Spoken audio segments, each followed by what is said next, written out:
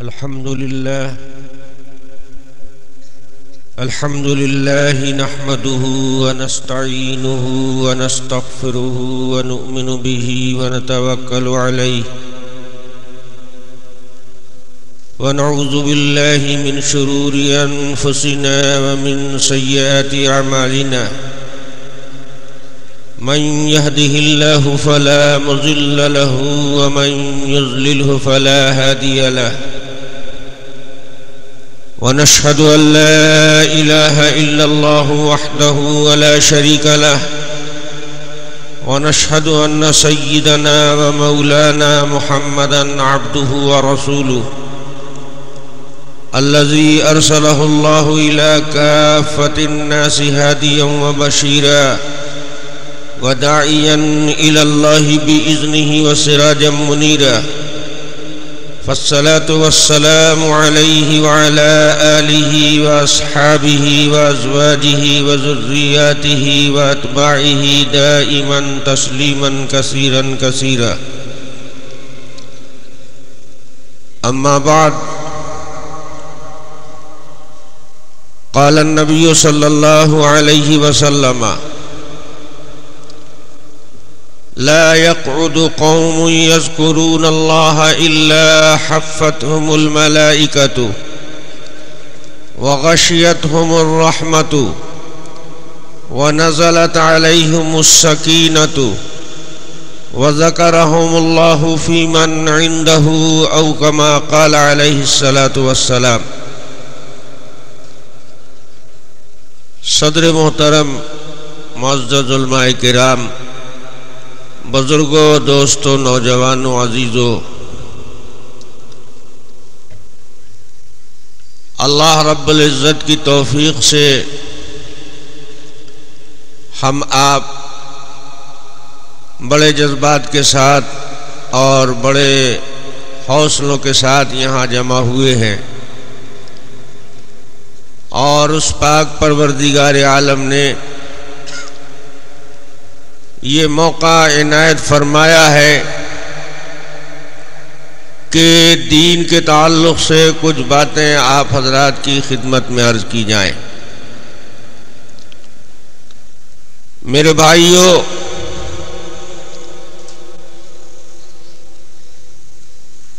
آپ جانتے ہیں کہ دین ایک ایسی چیز ہے کہ جس کا تعلق زمین سے زیادہ آسمان سے ہے، یعنی دین آسمان سے آیا کرتا ہے، اور دین اللہ رب العزت بنایا کرتے ہیں۔ دنیا میں جتنے مذاہب ہیں ان میں سے ہر ایک کا دعویٰ یہ ہے کہ میں آسمان سے اتارا گیا ہوں،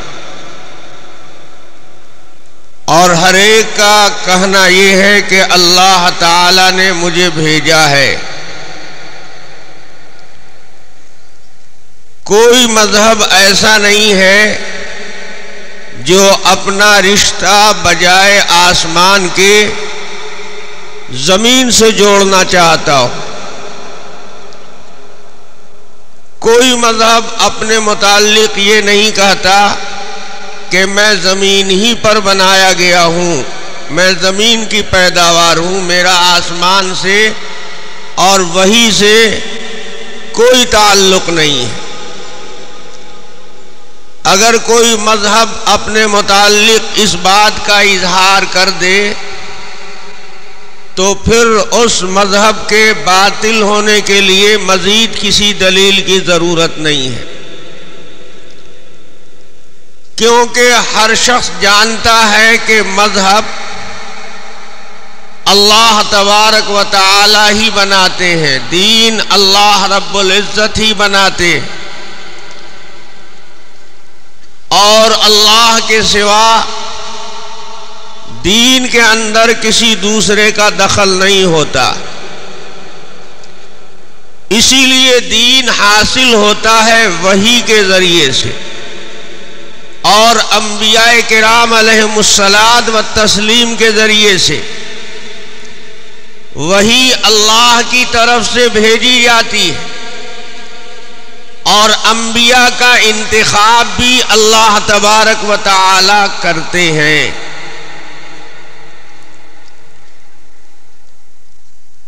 تو دین نبیوں کے واسطے سے ملتا ہے اور وحی کے واسطے سے ملتا ہے۔ اگر دین بھی انسان ہی بنا لیا کرتے اور دین کے لیے نبیوں کے واسطے کی ضرورت نہ ہوتی تو اس دنیا میں بڑے بڑے عقل مند لوگ بستے تھے، بڑے بڑے ذی علم لوگ بستے تھے، بڑے بڑے دانشور، بڑے بڑے فلسفی اور منطقی تھے۔ ہر دور میں پڑھے لکھے لوگ بھی رہے ہیں، ہر دور میں سمجھدار لوگ بھی رہے ہیں۔ تو یہ سمجھداروں کا طبقہ اور یہ اہل علم کا طبقہ خود سے ہی دین بنا لیتا، اللہ تعالیٰ کو ضرورت پیش نہ آتی کہ وہ نبیوں کا انتخاب کرے، وہ پیغمبری کے لیے کسی کو نامزد کرے، اس کی ضرورت پیش نہ آتی۔ لیکن آپ جانتے ہیں کہ کوئی مذہب نبی کے واسطے کے بغیر وجود میں نہیں آیا۔ مذہب کی ابتدا اور مذہب کا رشتہ نبوت سے قائم ہوتا ہے۔ اس لیے دنیا میں جتنے مذاہب پائے جاتے ہیں وہ مذاہب جن کے ذریعے سے شروع ہوئے انہوں نے پہلے نبوت کا دعویٰ کیا، ان کے بارے میں پہلے نبیوں کے صفات اور نبیوں کے کمالات کا عقیدہ بنایا گیا، چاہے وہ اپنے اس دعوے میں سچے ہوں یا جھوٹے ہوں، چاہے ان کے اندر واقعی نبوت اور نبوت کے کمالات پائے جاتے ہوں یا نہ پائے جاتے ہوں۔ لیکن چونکہ یہ ایک ایسی حقیقت ہے کہ جس کا اعتراف ہر شخص کو ہے کہ دین نبوت کے بغیر نہیں مل سکتا، بغیر نبی کو بیچ میں لائے ہوئے، بغیر نبی کو مانے ہوئے دین کے حاصل ہونے کا کوئی مطلب ہی نہیں ہے، دین حاصل ہو ہی نہیں سکتا۔ اس لیے جتنے مذاہب ہیں وہ اپنی ابتدا کسی نہ کسی نبی کے واسطے سے کرتے ہیں، خواہ وہ واقعی نبی ہو، سچا نبی ہو، اور یا غلط طور پر ان کو نبی مان لیا گیا ہو۔ لیکن اللہ کے درمیان اور اللہ کی مخلوق کے درمیان نبوت کا واسطہ ضروری ہے، اس کے بغیر دین نہیں مل سکتا ہے انسانوں کو۔ تو اللہ تبارک و تعالی نے نبیوں کے ذریعے سے دین بھیجا ہے، اور نبی اسے ہی کہا جاتا ہے جس پر وحی آتی ہو، اس لیے کہ وحی اللہ اور نبی کے درمیان رابطہ قائم کرنے والی چیز ہے۔ نبی کو دین دیتا ہے اللہ تبارک و تعالی وحی کے ذریعے سے، اس لیے جس پر وحی نازل نہیں ہوتی اور جس کے علم کا ذریعہ وحی نہ ہو، اس کے قول کو اور اس کے فعل کو دین کا درجہ نہیں دیا جاتا، چاہے وہ انسان کتنا ہی مقدس ہو اور کتنا ہی بڑا کیوں نہ ہو۔ لیکن چونکہ اس کے علم کا رشتہ وحی سے جڑا ہوا نہیں ہے، وہی اس کے پاس نہیں آتی ہے تو اس کے قول کو، اس کے فعل کو دین نہیں مانا جائے گا۔ اس لیے آپ جانتے ہیں شرعی مسائل کے واسطے، دینی مسائل کے لیے سب سے مضبوط اور اول درجے کی دلیل کیا مانی جاتی ہے؟ اللہ کی کتاب۔ اس لیے کہ اللہ کی کتاب وحی ہے، اس کا وحی ہونا قطعی ہے، یقینی ہے۔ تو دینی مسائل میں سب سے پہلی اول درجے کی دلیل اللہ کی کتاب بنے گی۔ پھر چونکہ نبی کی ذات کا تعلق بھی اللہ تبارک و تعالی سے ہے، نبی کو بنایا ہی نبی ہے اللہ تعالی نے، اور وہی نبی ہی کے اوپر آتی ہے، اور نبی اپنی طبیعت سے، اپنی مرضی سے بولتا ہی نہیں ہے۔ اس کی زبان پر اللہ کا کلام جاری ہوتا ہے، اس کے دل کا رابطہ علم الہی سے ہوتا ہے۔ اس لیے قلب اور زبان پر جو کچھ اس کے جاری ہوگا وہ من جانب اللہ ہوگا، وہ اللہ پاک کی طرف سے الہام اور وحی ہے۔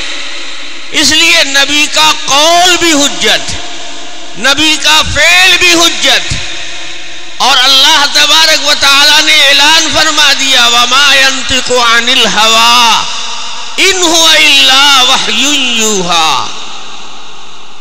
میرا محبوب، میرا پیغمبر اپنی طبیعت سے، اپنی خواہش سے اور اپنی مرضی سے نہیں بولتا،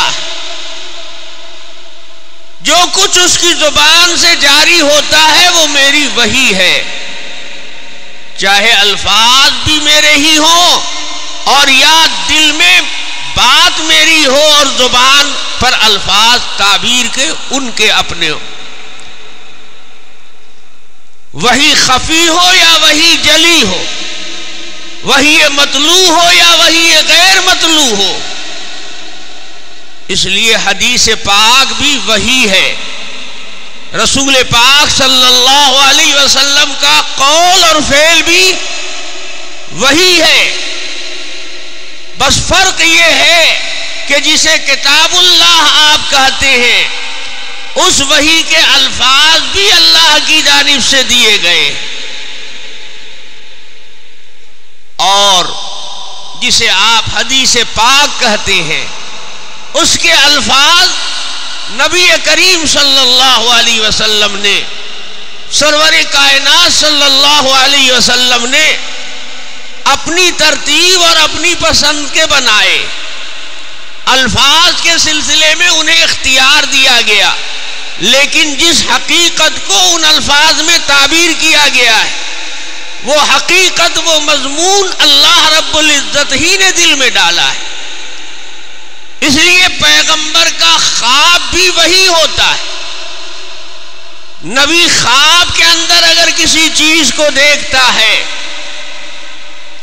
تو چونکہ نبی کے اندرون و بیرون پر اللہ پاک کا قبضہ ہے، خداوند تعالیٰ کی نگرانی ہے، اس لیے شیطان کا تسلط نہیں ہو سکتا، اور جب اس کے ہر قول اور فعل کے اندر اللہ تبارک و تعالیٰ کی نگرانی ہے، خداوند تعالیٰ کی طرف سے حفاظت کا انتظام ہے، تو شیطان کی وجہ سے اور شیطان کے قابو پا لینے کی وجہ سے اس کا کوئی عمل صادر نہیں ہوتا، نہ اس کی زبان پر کوئی قول جاری ہوتا۔ اس لیے اگر خواب میں بھی وہ کسی چیز کو، کسی حقیقت کو دیکھتا ہے تو وہ بالکل ایسے ہی ہے جیسے فرشتے کے ذریعے سے، وحی کے ذریعے سے ایک چیز ان کو دے دی جائے۔ اور اسی لیے انبیاء علیہم الصلاۃ والتسلیم کا خواب حقیقی خواب ہوتا ہی نہیں، بالکل غافل ہو جائے، بے خبر ہو جائے اور قلب بھی اس کا سو جائے، ایسا مردے جیسا نہیں سوتا۔ اللہ کے حبیب عقائد عالم صلی اللہ علیہ وسلم فرماتے ہیں تنام عینایا ولا ینام قلبی، آنکھیں ہماری بند ہو جاتی ہیں لیکن دل بیدار رہتا ہے، اور جب دل پر غفلت طاری نہیں ہوتی تو اس دل میں جو کچھ آ رہا ہے وہ ہوش و حواس کے ساتھ آ رہا ہے، پورے طریقے سے وہ قلب محفوظ ہے۔ اس لیے نیند کی حالت میں، خواب کی حالت میں بھی دل کے اندر کوئی حقیقت اتاری گئی ہے تو وہ من جانب اللہ ہے، وہ بالکل ایسے ہی ہے جیسے بیداری میں کوئی حکم مل جائے اللہ کا۔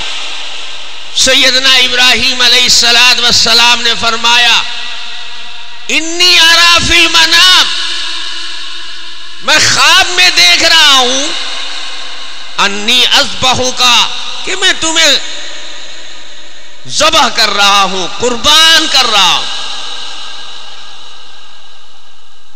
تو چونکہ یہ بات معلوم تھی کہ یہ نبی ہے، پیغمبر ہے، اس لیے صاحبزادے نے یہ نہیں کہا کہ یہ خواب کی بات ہے، محض خواب کے لیے آپ اس قدر فکر مند کو، اور کیا خواب کی وجہ سے آپ مجھے قتل کر ڈالیں گے؟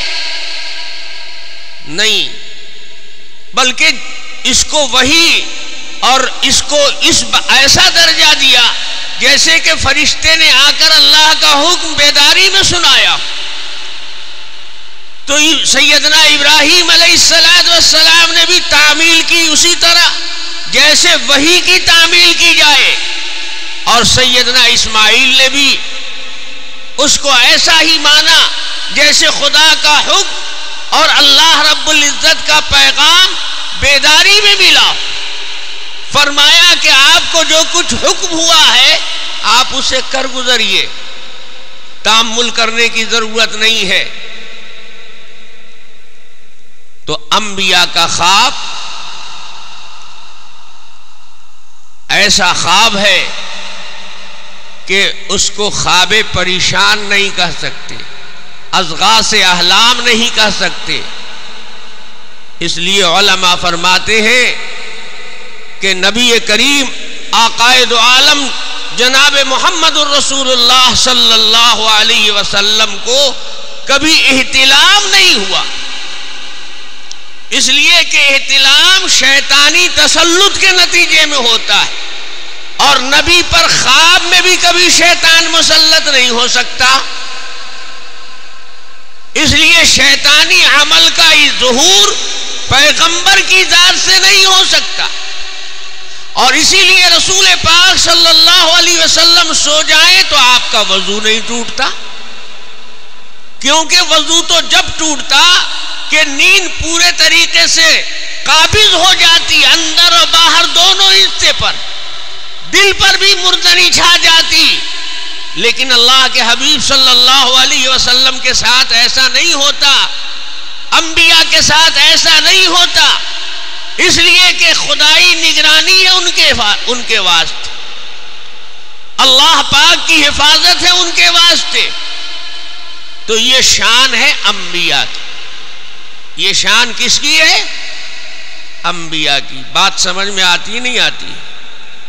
کوئی بہت ادق بات تو نہیں ہے، پیچیدہ بات تو نہیں ہے۔ نبیوں کا خواب وہی ہوتا ہے، اور نبیوں کے سو جانے سے ان کا وضو نہیں ٹوٹتا ہے۔ یہ خصائص نبوت میں سے ہے، یہ نبیوں کی امتیازی شان ہے۔ آپ میں سے بھی کوئی صاحب ایسے ہیں کہ سو جائیں اور خراٹہ لے سو جائیں عشاء کے بعد اور فجر کے وقت جگے تو وضو ان کا قائم رہے گا؟ اب بھائی مفتی مہاراشٹر ہے، ان سے پوچھ لیجئے گا، مفتی اعظم سے مسئلہ معلوم کر لیجئے گا۔ ہاں، اعلیٰ حضرت کی ذات ایک ایسی ذات ہے کہ سو جانے سے بھی وضو نہیں ٹوٹتا ہے۔ ہنسنے کی ضرورت نہیں ہے، دیکھیے کہاں پر چور دروازہ کھولا۔ ان کو تو جانا ہے نبوت کی طرف نہ بڑھنا ہے، تو اس کے لیے نقب لگایا کہ اولیاء کا بھی وضو خواب سے نہیں ٹوٹتا۔ اب بیچارے کیسے کہہ دیں کہ میں ہی سب سے بڑا ولی ہوں۔ دروازہ کھول دیا، اس کے بعد مریدوں نے کہا ان سے بڑا کون ولی ہوگا، سب سے بڑے ولی یہی ہے۔ تو خواب میں بھی ان کی شان پیغمبروں جیسی شان تھی، نبیوں جیسی شان تھی کہ سو جاتے تھے تو وضو نہیں ٹوٹتا تھا، اس لیے کہ اولیاء کا وضو بھی نہیں ٹوٹتا ہے خواب سے۔ عجیب عجیب مسائل، شریعت ہی الگ۔ یہ وہ شریعت ہے جو زمین پر بنائی گئی۔ اولیاء کا وضو نہیں ٹوٹتا نیند سے، اور اگر کوئی نابالغ ہو تو اس کا وضو تو کسی چیز سے ٹوٹتا ہی نہیں، پیشاب سے نہیں ٹوٹتا، پاخانہ کر لے نہیں ٹوٹتا، اس کے ساتھ کوئی مجامعت کر لے وضو نہیں ٹوٹتا، اس لیے کہ وہ نابالغ ہے۔ یہ مسئلہ آپ کو حدیث میں نہیں ملے گا، یہ مسئلہ آپ کو وحی میں نہیں ملے گا، اس لیے کہ اس مسئلے کا تعلق اللہ کے دین سے ہے ہی نہیں، یہ خدا کی دی ہوئی شریعت میں ہے ہی نہیں مسئلہ۔ اور خان بہادر نے منطق بگھاری ہے بڑی عجیب، کہتے ہیں کہ اگر نابالغ کا وضو مان لیا جائے کہ ٹوٹ جاتا ہے ان چیزوں سے جو نواقض وضو ہیں، تو وضو جب ٹوٹ جائے گا حدث سے تو طہارت اس کے ذمہ لازم ہو جائے گی، پاکی حاصل کرنا اس پر واجب ہو جائے گا، اور نابالغ پر کوئی چیز واجب ہو نہیں سکتی، اس لیے کہ غیر مکلف ہے۔ شریعت نے اس پر تکلیف رکھی نہیں، اس کے اوپر کوئی چیز فرض واجب کی نہیں۔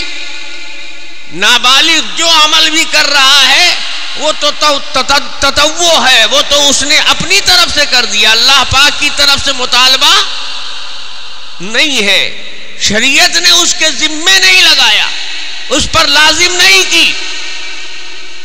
اسی لیے علماء فرماتے کہ نابالغ نماز پڑھتا ہے تو اس کے والدین کو ثواب ملتا ہے، اس لیے کہ یہ اس کے ذمے فرض تو ہے نہیں، یہ ماں باپ کی تربیت کا نتیجہ ہے، یہ اس کے استاد، اس کے بڑوں کی تربیت کا نتیجہ ہے کہ وہ اپنی طرف سے دینی کام کر رہا ہے، اپنی طرف سے عبادت میں لگا ہوا ہے، تو گویا یہ نفلی طور پر کر رہا ہے عبادت، تو اس کا ثواب انہیں ملے گا جنہوں نے یہ نفل کام میں لگایا اس کو۔ خان صاحب کا استدلال یہ ہے، 52 علوم کے ماہر تھے، اور بعض علم تو انہوں نے ایجاد ہی کیا، کسی کو ہوا بھی نہیں لگی تھی، حتیٰ کہ جن و انس کو بھی ہوا نہیں لگی تھی۔ فتاوی رضویہ کی پہلی جلد آپ کھولیں گے اور اس کا دیباچہ آپ پڑھیں گے تو وہاں دیکھیے عربی میں کیسی ڈینگ ہانک رہے ہیں، تجد فیہا نفائس عرائس لم یطمثہن قبلی ولا جان۔ اے کتاب کے پڑھنے والے، تمہارے سامنے اس کتاب میں ایسی تحقیقات، ایسے مسائل آئیں گے کہ مجھ سے پہلے یہ مسائل نہ کسی جن کے سمجھ میں آئے ہیں اور نہ کسی انس کے سمجھ میں آئے ہیں، نہ صحابی کے علم میں آئے، نہ ائمہ مجتہدین کے پلے پڑے، جن و انس میں سے کسی نے ہاتھ ہی نہیں لگایا۔ اب بتائیے، اسی کا ترجمہ ہم کر دیتے ہیں کہ بدعت ہے۔ بالکل نیا دین ہے. یہ ایسے مسائل ہیں کہ جن و انس کو بھی اس مجدد صاحب کی آمد سے پہلے ہوا نہیں لگی تھی تو لوگ خفا ہو جاتے. ارے بھائی ناراض کیوں ہوتے ہو؟ وہ تو خود کہتا ہے کہ ہم نے جو مسائل رکھے ہیں، ہم نے جو کتابیں دی ہیں، ان میں ایسی باتیں ہیں کہ جن و انس نے کبھی مجھ سے پہلے ہاتھ ہی نہیں لگایا. یعنی بالکل یہ نیا دین ہے، بیٹھ کر زمین پر ہم نے بنایا ہے اس کو. تو جو مسائل زمین پر بنائے جائیں اور جو دین زمین کے اوپر بنایا جائے، جس مذہب کے لیے فیکٹری زمین پر کھولی جائے، وہ مذہب کتنا شاندار ہوگا. سوچ لیجئے ائمہ مجتہدین کی فقہ کا رابطہ وہی سے ہے. کسی امام اور مجتہد کو حق نہیں دیا گیا کہ وہ مسئلہ اپنی طرف سے بنا دے. امام اعظم ابو حنیفہ رحمۃ اللہ علیہ اگر کوئی اجتہاد کرتے ہیں، استنباط کرتے ہیں، تو اس کی بنیاد وہی کے اوپر ہے. استنباط کہتے ہیں عربی زبان میں زمین کھود کر نیچے سے پانی نکالنا. استنباط کے معنی ہے زمین کھود کر پانی نکالنا. تو زمین کی کھدائی کرنے والا، زمین کھودنے کی مشقت برداشت کرنے والا اندر پانی پیدا کرتا ہے. پانی اس نے پیدا نہیں کیا ہے، پانی تو قدرت نے پیدا کیا ہے. اس کا کام صرف اتنا ہے کہ قدرت کا پیدا کیا ہوا پانی جو تہوں میں دبا ہوا تھا، جس پر مٹی کی تہیں جمی ہوئی تھی، اس کو وہ ہٹا دیتا ہے اپنی مشقت سے، مجاہدے سے. اسی لیے استنباط، اجتہاد، قیاس جو مجتہد کا عمل ہے، اس کے بارے میں کلیئر لکھا ہوا ہے القیاس مظہر لا مثبت. قیاس کسی مسئلے کو ثابت نہیں کرتا، صرف اس کی دلیل کو ظاہر کر دیتا ہے. مسئلے کی جڑ تو کتاب اللہ میں، سنت رسول اللہ میں، اجماع میں موجود ہے. قیاس نے کیا کیا کہ وہ جو نیچے پانی تھا اور ہزاروں من مٹی کی کثافت اس کے اوپر جمی ہوئی تھی، مجتہد نے اپنے اجتہاد سے مشقت برداشت کر کے اپنے ذہن اور دماغ کو پوری نیک نیتی کے ساتھ لگایا اور محنت کی، تو اندر جو دبا ہوا پانی تھا وہ ظاہر ہو گیا.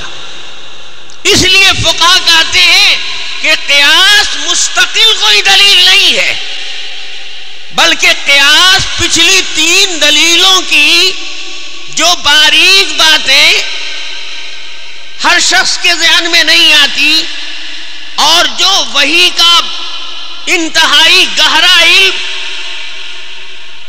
جو چشمہ نبوت کا پانی زمین کی تہوں کے نیچے چل رہا ہے، مجتہد اس کو ظاہر کر دیتا ہے اپنی محنت سے، اپنے مشقت سے اور اپنے فن اور کمال کے ذریعے سے. تو القیاس مظہر لا مثبت. قیاس ظاہر کرتا ہے دلیل کو، قیاس خود کوئی مسئلہ ثابت کرنے والی دلیل نہیں ہے. اسی لیے ائمہ سے بھی سوال کرنے کا حق ہے کہ آپ نے یہ مسئلہ بتایا، آپ اس چیز کو سنت بتا رہے ہیں، آپ اس چیز کو مستحب بتا رہے ہیں، دلیل لائیے. پتہ یہ چلا کہ امام کا قول خود دلیل ہوتا تو اس سے مطالبہ دلیل کا نہ ہوتا. وہ کہہ دیتا کہ میں بول رہا ہوں، جب میں بول رہا ہوں تو اب دلیل کیا چاہیے. لیکن نہیں، آپ پوری فقہ کو، ہر امام کی فقہ کو کھنگال لیجئے. فقہ کے تمام مسائل کے دلائل ہیں، یا تو قرآن کی آیت سے دلیل پیش کرے گا اور یا امت کے اجماع سے دلیل پیش کرے گا. تو معلوم ہوا کہ مجتہد بذات خود اس پوزیشن میں نہیں ہے کہ وہ کہہ دے اور مسئلہ بن جائے. جب اماموں کو یہ حق امت نے نہیں دیا جو ائمہ کے خیر القرون کے زمانے کے ہیں, زمانہ رسالت سے انتہا درجے قریب, اور جن کا تقوی طہارت, جن کی نیک نیتی ہر شبہ سے بالا تر ہے, اور جن کا علم بس ایک دو واسطے کے ساتھ, ایک دو واسطے کے بعد صحابی سے مل جاتا ہے. ارے امام ابو حنیفہ اور صحابی کے درمیان میں کئی راوی آئے گا؟ اول تو ایک ہی آنا چاہیے, کیونکہ آپ تابعی ہیں, آپ نے تابعی سے سنا ہوگا, اب پھر اس تابعی نے صحابی سے, تو زیادہ سے زیادہ آپ کے اساتذہ میں تابعی آئیں گے, تبع تابعی تو نہیں آئے گا. اور باقی تینوں ائمہ زیادہ سے زیادہ اپنے درمیان اور صحابہ کے درمیان 3 واسطے رکھتے ہوں گے. تو جن کا علم نبوت سے اتنا متصل ہے اور اتنا قریب تر ہے, ان کے لیے تو ذرا سا نرم گوشہ نہیں رکھا گیا کہ بھائی ایسے مقدس لوگ ہیں اور یہ اتنے اونچے درجے کے لوگ ہیں, یہ جو بولتے ہیں چپ رہو بس سن لو, آمنا و صدقنا. نہیں, اہل علم نے, علماء نے ان پر بھی, ان کی باتوں پر بھی گرفت کی, ان پر بھی مواخذہ کیا. اور اسی لیے ہر امام کی فقہ میں کچھ مسائل ایسے ہیں کہ خود اس امام کے ماننے والے مقلدین نے بھی اعتراف کیا ہے کہ اس مسئلے میں دوسرے امام کی بات مضبوط ہے اور ہمارے امام کی بات کمزور ہے, دلائل اتنے مضبوط نہیں. کیوں؟ اس لیے کہ ہر امام کے ایک ایک مسئلے کو اہل علم نے, علماء نے پرکھنا شروع کیا, جانچنا شروع کیا, تولنا شروع کیا, اور دوسرے ائمہ کے اقوال اور دلائل سے موازنہ کیا. تو ظاہر ہے کہ کبھی ان کی بات مضبوط پائی تو کبھی ان کی بات مضبوط پائی. شاید میں نے آپ کو کبھی سنایا بھی تھا کہ ایک مرتبہ مجھے اتفاق ہوا سعودیہ میں ایک عالم سے گفتگو کرنے کا, تو انہوں نے کہا کہ آپ حنفی لوگ ہیں, آپ کے امام اعظم ابو حنیفہ کے جو اقوال ہیں وہ زیادہ تر ضعیف حدیثوں پر مبنی ہیں اور ان کے دلائل کمزور ہیں, اس لیے دلائل جب کمزور تو مسائل بھی کمزور. خلاصہ یہ کہ سب سے تیسرے نمبر پر آپ لوگ آتے ہیں. میرے بھائیوں, بہت افسوس ہوتا ہے ایسے موقع پر جو لوگ اپنے آپ کو حنفی کہتے ہیں ان میں کوئی حرارت پیدا نہیں ہوتی اور وہ کہیں سامنے نظر نہیں آتے. جب احناف کے مسائل پر تنقید کی جاتی ہے, جب امام ابو حنیفہ پر کیچڑ اچھالا جاتا ہے اور ان کی فقہ کو کوخ شاشتر کہا جاتا ہے, تو جو سب سے زیادہ ان کے چاہنے اور ماننے کے دعوے دار ہیں وہ بیچارے عرس چادر گاگر میں رہتے ہیں. ان کو نہ فرصت ہے نہ غیرت ہے. وہاں کون لوگ جاتے ہیں؟ وہاں سامنے وہ لوگ آتے ہیں کہ جن کو یہ لوگ کافر بتاتے ہیں. ان کا کام صرف کفر تقسیم کرنا ہے. ان کی مشنری میں صرف شرک اور کفر ہی تیار ہوتا ہی ہے, دوسرا کچھ بھی نہیں تیار ہوتا. یہ فیکٹری بنائی گئی ہے اسی واسطے. ہم نہیں دیکھتے کہ یہ کسی اور محاذ پر بھی نظر آئے. کسی دوسرے محاذ پر ان کی کوئی محنت نہیں, وہاں بالکل صفر ہے, زیرو ہے. تو میں یہ عرض کر رہا تھا کہ بہرحال انہوں نے اپنے انداز میں فقہ حنفی کے اوپر ایک عام تنقید کی کہ مسائل ضعیف ہیں، کمزور ہیں، اس لیے کہ امام ابو حنیفہ رحمۃ اللہ علیہ کے دلائل کمزور۔ تو میں نے ان سے کہا کہ کیا آپ کوئی ایسا امام، کوئی فقیہ، کوئی مجتہد ایسا بتا سکتے ہیں کہ جس کا اجتہاد، جس کا قیاس اور جس کی فقہ میں کوئی مسئلہ ضعیف اور کمزور نہ ہو، جس کے کسی اجتہاد کو کمزور نہ مانا گیا ہو؟ کمزوری تو سب کے ہاں ہے، کمزوری سے کوئی خالی نہیں ہے، اس لیے کہ کوئی امام پیغمبر تو ہے نہیں، مجتہد ہے، اور مجتہد ہے تو معصوم نہیں ہے۔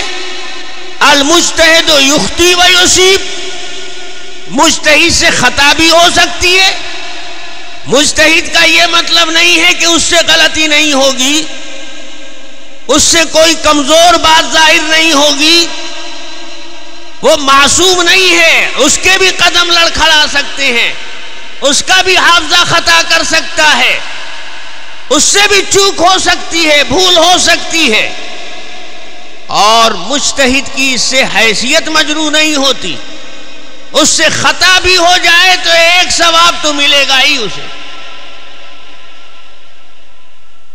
اگر اس نے صحیح نشانے پر بیٹھا لیا ہے معاملہ اور اس کا اجتہاد درست ہے، جب تو اسے ڈبل ثواب ملتا ہے، اور اگر اس سے چوک بھی ہو گئی تو ایک ثواب ضرور ملتا ہے۔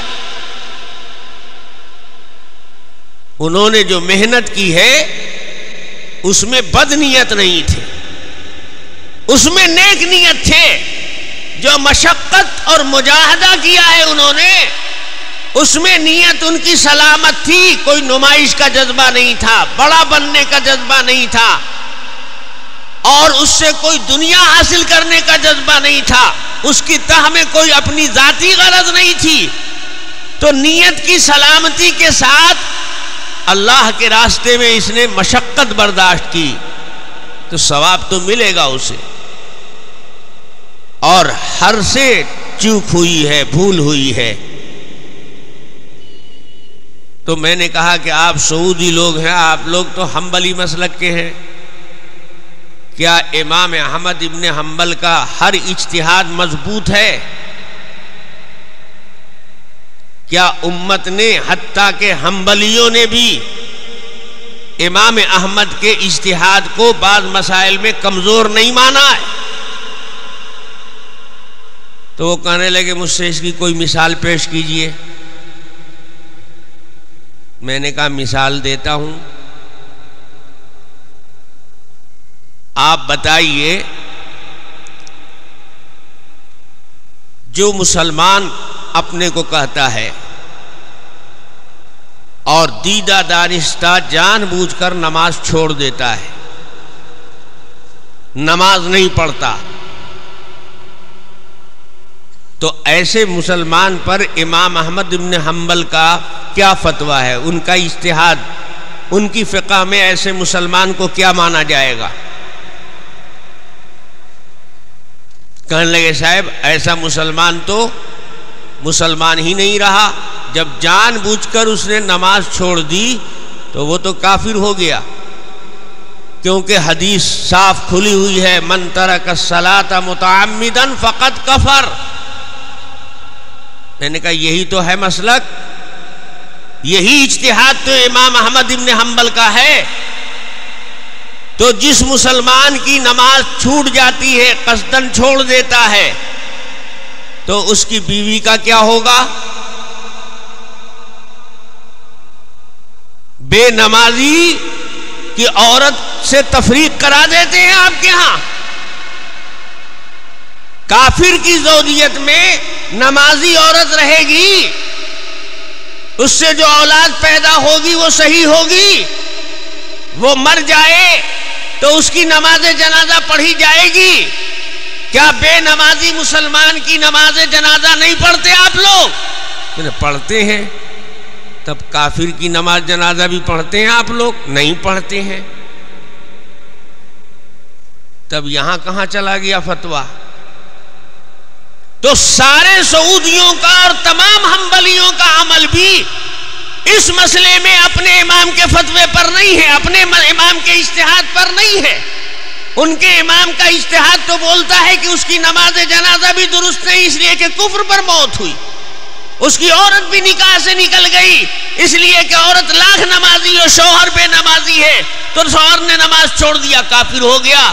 کافر کے نکاح میں عورت رہ نہیں سکتی، تو نکاح بھی ختم ہو گیا۔ لیکن آپ بھی نکاح قائم مانتے ہیں، اس کی اولاد کو وراثت سے محروم نہیں کرتے آپ۔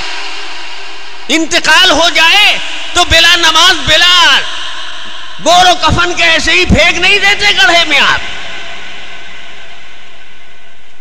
تو دلیل چاہے مضبوط ہو لیکن اجتہاد کمزور مانتے ہیں آپ بھی، اور یہاں آپ بھی حدیث میں تعویل کرتے ہیں۔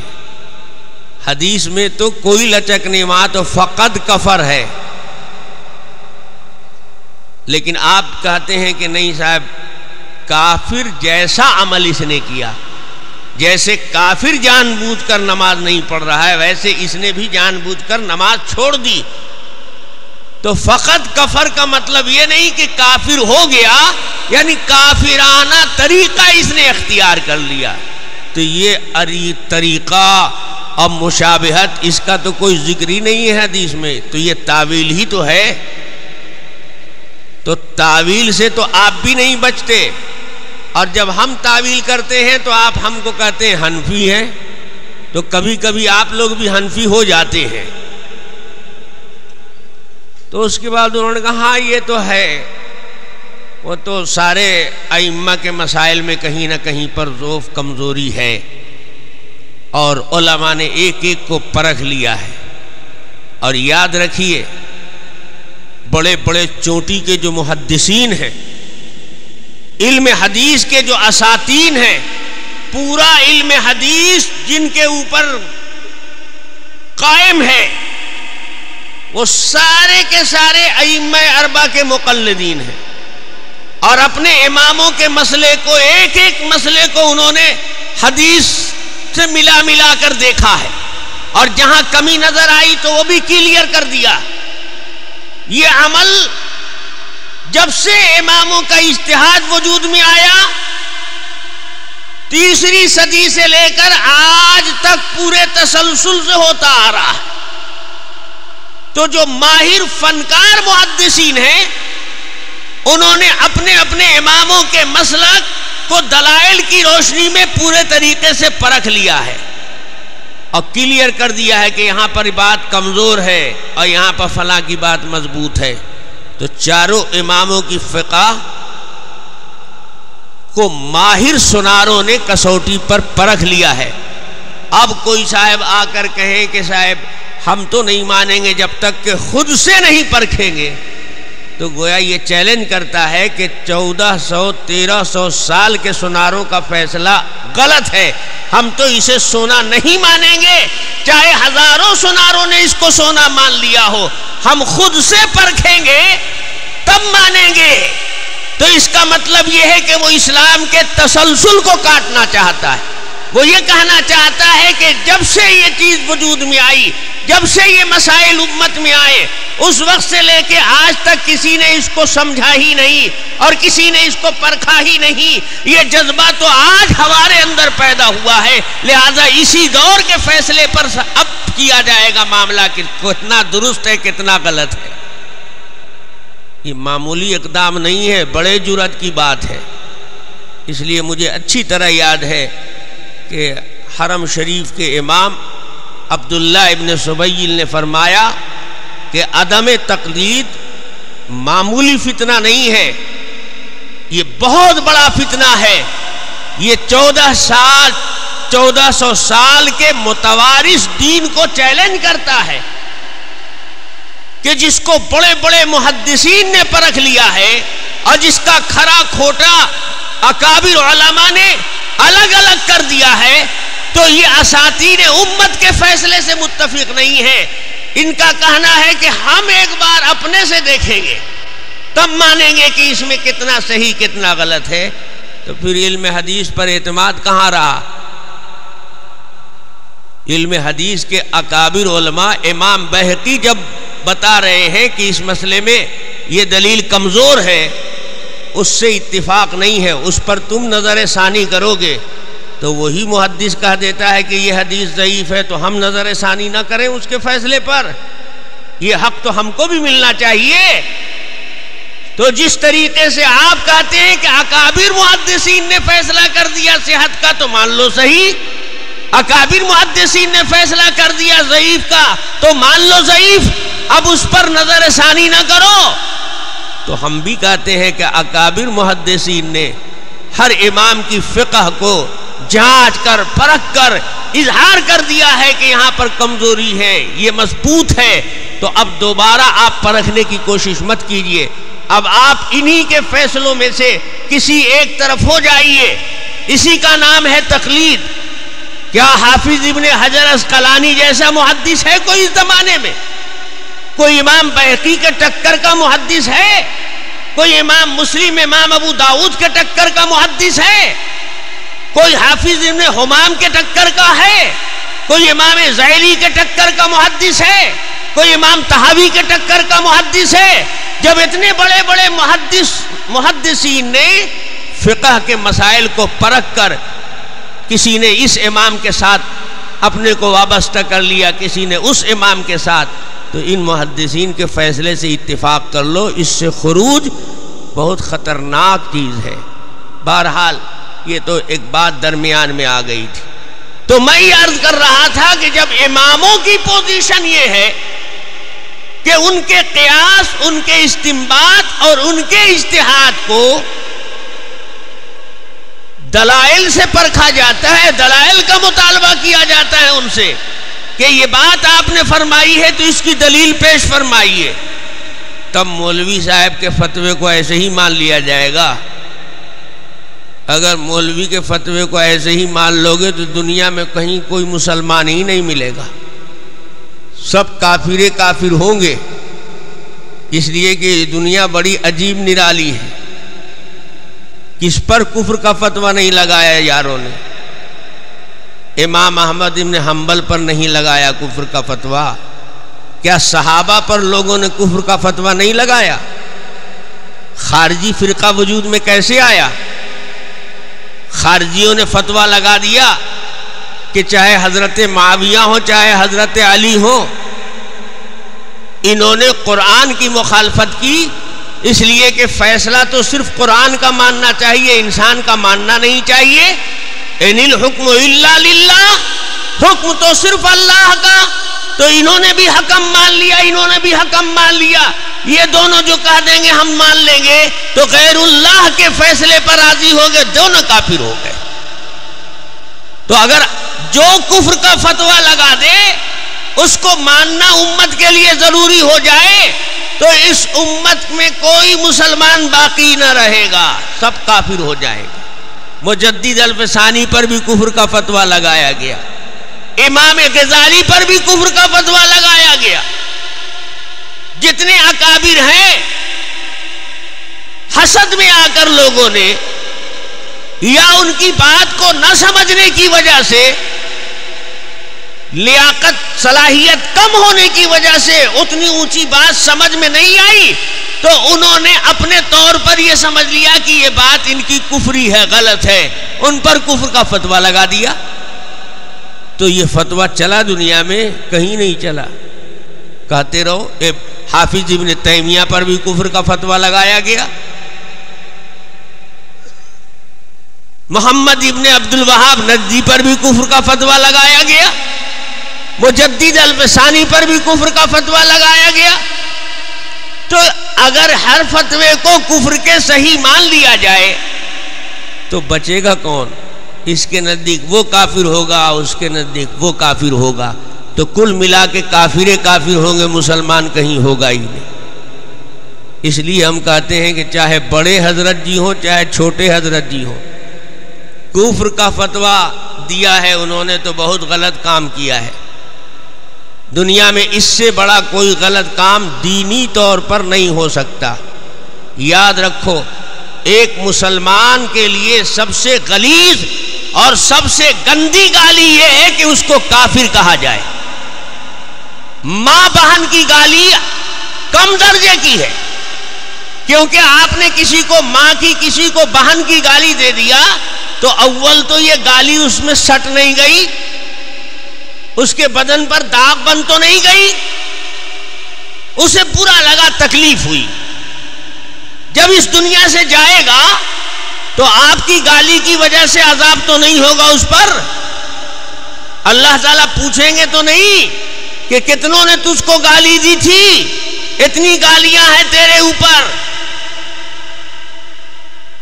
ان گالیوں کی وجہ سے دوزخ اور جنت کا فیصلہ تو نہیں ہوگا، لیکن جب کسی کو کہہ دیا کہ کافر، تو سوچو کہ اس کی غلاظت اور اس کا تعفن کہاں تک پہنچ رہا ہے۔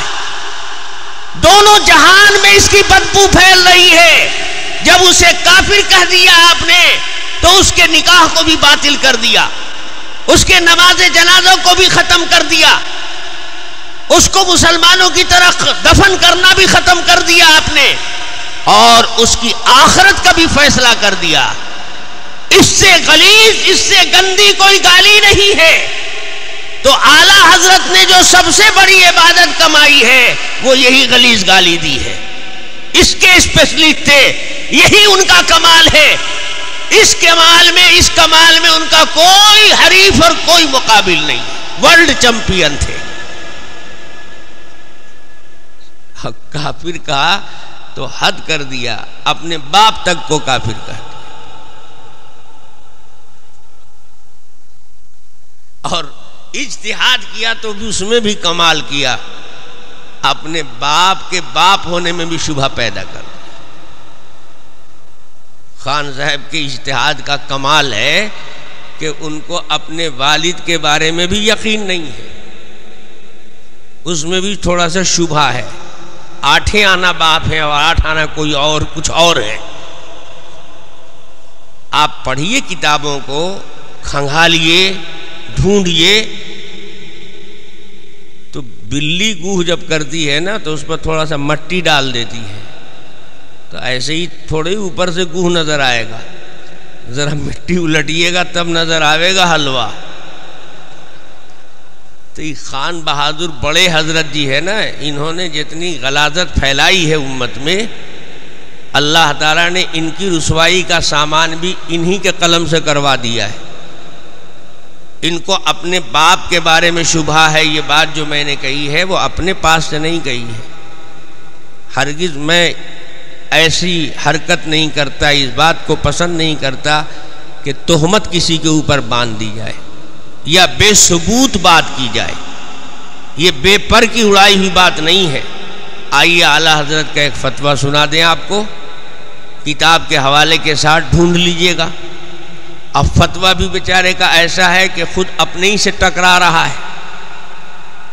سنیے فتویٰ، احکام شریعت ایک کتاب ہے، اعلیٰ حضرت کی لکھی ہوئی احکام شریعت۔ اس میں انہوں نے ایک سوال کے جواب میں ایک بات لکھی،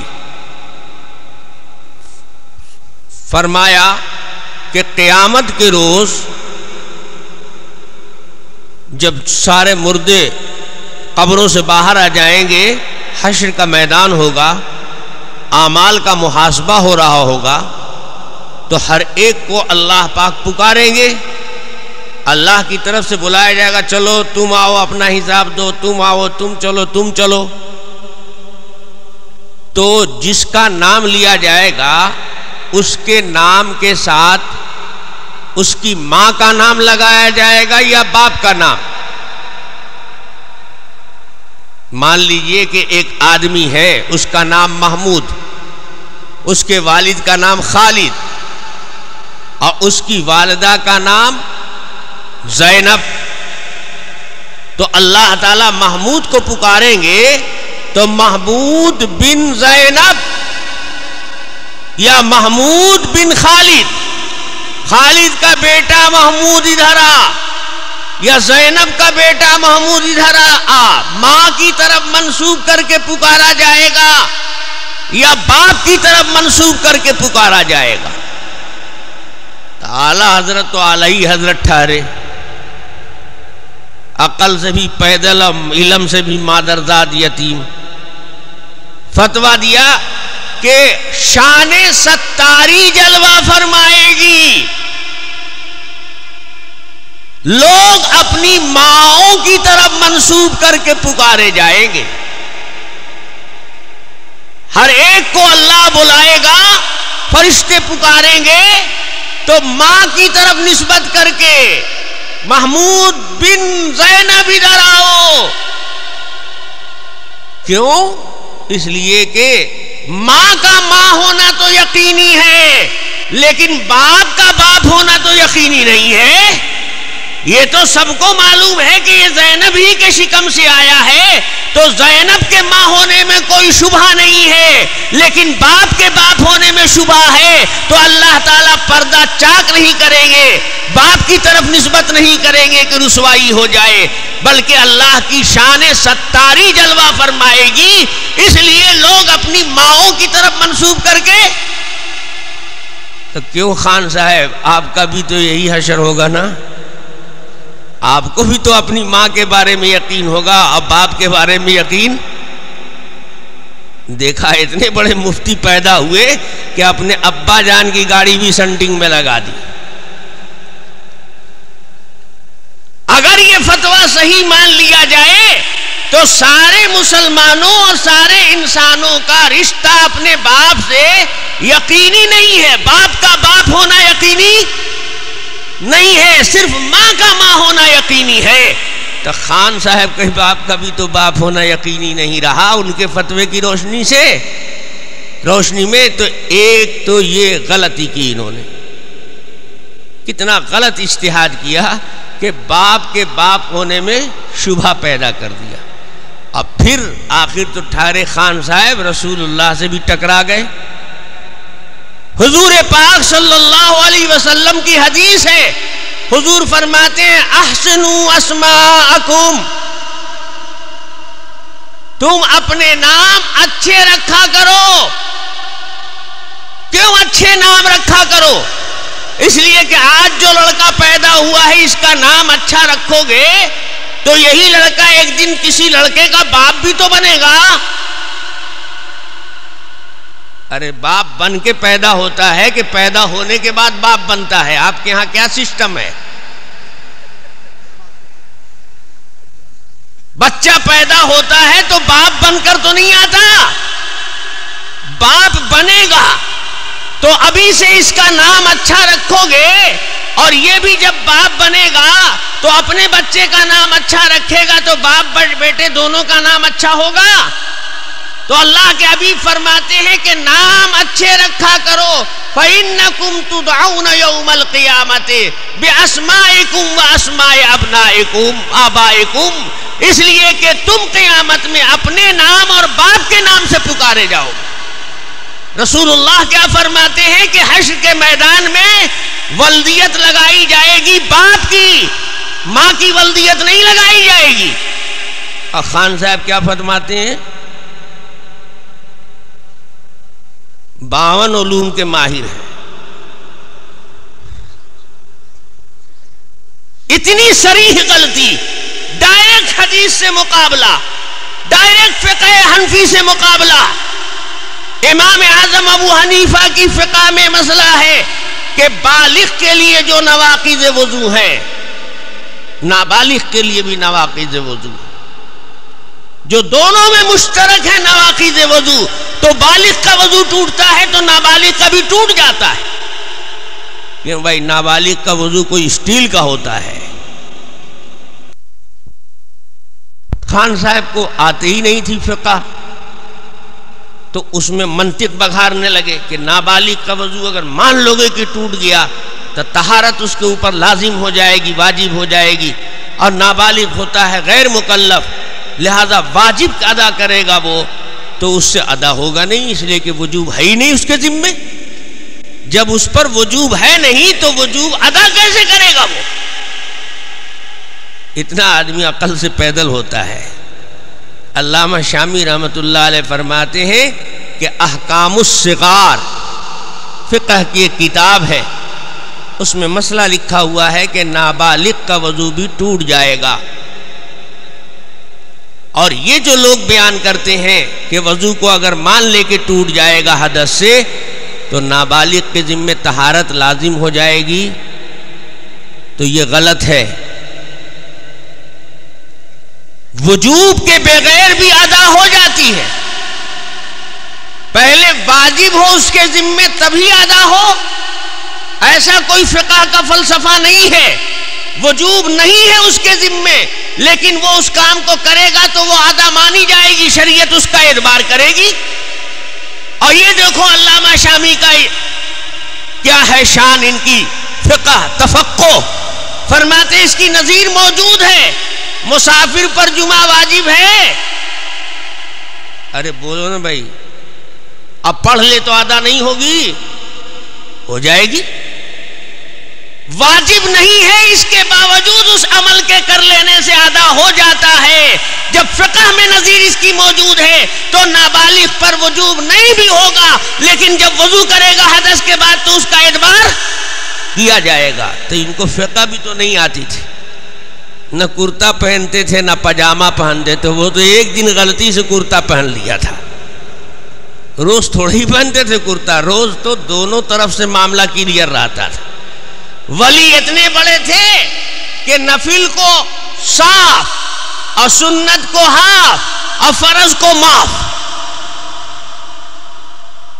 اور خود کہتے ہیں کہ میں نے اپنی زندگی میں کبھی زکوٰۃ نہیں ادا کیا۔ وارے خان صاحب تو زکوٰۃ ادا کیا ہی نہیں، نماز میں سب ہافے معاف کروا لیا، اور جب رمضان آتا تھا مئی جون کے مہینے میں تو بھاگ کے چلے جاتے تھے بھوانی شریف، کہ بریلی میں بہت سخت گرمی پڑتی ہے، لمبا دن ہوتا ہے، بہت کڑا رہے گا روزہ، تو ٹھنڈا جہاں ٹھنڈا پڑتا ہو، چھوٹا دن ہو وہاں، وہ تو اس زمانے میں استطاعت نہیں تھی یا پلین موجود نہیں تھا، نہیں تو چلے جاتے کہیں اور لندن اندن، ایک دم سرد ہی ملک میں چلے جاتے۔ اولیاء اللہ عبادت میں چست ہوتے ہیں، اللہ والے لوگ نوافل کا اہتمام اتنا کرتے ہیں جیسے فرائض کا اہتمام کیا جائے، تہجد کو اس طرح پابندی سے پڑھتے جیسے فرض ہے، گرمی کا شدت کا موسم ہو اس وقت روزہ رکھتے ہیں تو انہیں لذت محسوس ہوتی ہے کہ یہی تو موقع ملا ہے کہ امتحان میں کھرے اترے۔ سیدنا علی کرم اللہ وجہ فرماتے ہیں کہ تین چیزیں ہمیں بہت مرغوب و محبوب ہیں۔ تین چیزیں کون زیادہ پسند؟ فرمایا کہ اقراء الضعیف، مہمان کوئی مل جائے اس کی خدمت کرے، مہمان نوازی کرے، بڑا اچھا لگتا ہے، اس کا ہمیں شوق ہے، ہم تلاش کرتے ہیں کہ کوئی مہمان مل جائے۔ اور والجہاد بالسیف، اور کفار اور دشمنان دین کے مقابلے میں ہم تلوار استعمال کریں، یہ عمل ہمیں بہت محبوب ہے۔ فرمایا والصوم بالسیف، اور گرمی میں روزہ رکھنا ہمیں بہت محبوب ہے، پسندیدہ ہے۔ یہ ہیں اللہ کے ولی، یہ ہیں نیک لوگ، یہ وہ لوگ ہیں جن کے تقدس کی قسم کھائی جائے، روزے کے لیے گرمی کا موسم چاہتے ہیں۔ اور خان صاحب گرمی میں بوریا بستر بریلی سے لپیٹ کے بھوانی چلے جاتے ہیں، کیوں؟ اس لیے کہ بریلی خط استوا کے نیچے پڑتا ہے، بہت سخت گرمی پڑتی ہے، اور خود خان صاحب کا بھی مزاج کوئی تھوڑے ہی گرم کم تھا، بے انتہا گرم مزاج کے آدمی، تیش میں آ جائیں تو نہ باپ کو دیکھیں نہ دادا کو دیکھیں، باپ کی بھی کھٹائی میں ڈال دیا، اب فتویٰ تو باپ کے اوپر بھی لگا دیا، فتویٰ لگایا من شک فی کفرہ وعذابہ فقد کفر، فتویٰ لگایا کہ علماء محتاطین ان کو کافر نہ کہیں، اور ان کے ابا جان کا دستخط موجود ہے مولانا اسماعیل شہید کے کفر پر، تو ابا جان محتاط رہے غیر معتاد رہے. دادا جان نے فتویٰ دیا کہ صدقہ فطر کی مقدار جو نصف سا ہے تو نصف سا انگریزی سیر سے ایک سیر 12 چھٹاک بنتا ہے.